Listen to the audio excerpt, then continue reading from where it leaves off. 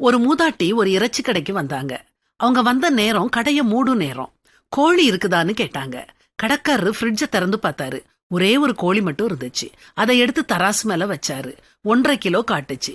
அந்த மூதாட்டி அந்த கோழிய பார்த்தாங்க. அப்புறம் தராச பார்த்தாங்க. கடைக்காரரை பார்த்து இதை விட பெரிய கோழி இருக்குதான்னு கேட்டாங்க. கடைக்காரர் அவர்கிட்ட இருந்த அந்த ஒரே கோழிய ஃப்ரிட்ஜுக்குள்ள வச்சாரு. அப்புறம் அதே கோழிய வெளியே எடுத்து தராசு மேல வச்சாரு.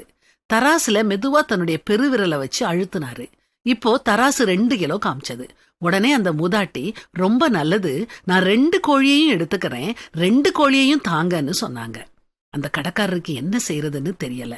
ஃப்ரிட்ஜுக்குள்ள தலைய விட்டு இல்லாத கோழிய தேடினாரு. இந்த சூழ்நிலையில அந்த கடைக்காரர் நிலைமையில நீங்க இருந்தீங்கன்னா எப்படி இருந்திருக்கும்? நீங்க சொன்ன ஒரு பொய்க்கு முன்னால நீங்க இவ்வளவு நாள் சம்பாதிச்சு வச்ச உங்க நேர்மைக்கு இடமே இல்லாம போயிருக்கும்.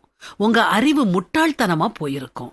நாமும் இப்படி ஒரு சூழ்நிலைய சந்திக்க நேரிடலாம். உண்மைய சொல்லவா பொய் சொல்லவான்னு தவிக்கிற நேரத்துல உண்மைய சொல்லிருங்க. அது எப்பவுமே உங்களை காப்பாத்தும். எப்பவும் உண்மைய சொன்னா மனசு ஃப்ரீயா இருக்கும். அடுத்தவங்க நம்மளை பாராட்டணும், மற்றவங்க நம்மளை பற்றி நல்லா நினைக்கணும் அப்படிங்கிறதுக்காக ஒருபோதும் பொய் சொல்லாதீங்க. உங்க நடத்தையே அது பாதிச்சிரும். திரளான ஐஸ்வர்யத்தை பார்க்கிலும் நற்கீர்த்தியே தெரிந்து கொள்ளப்படத்தக்கது.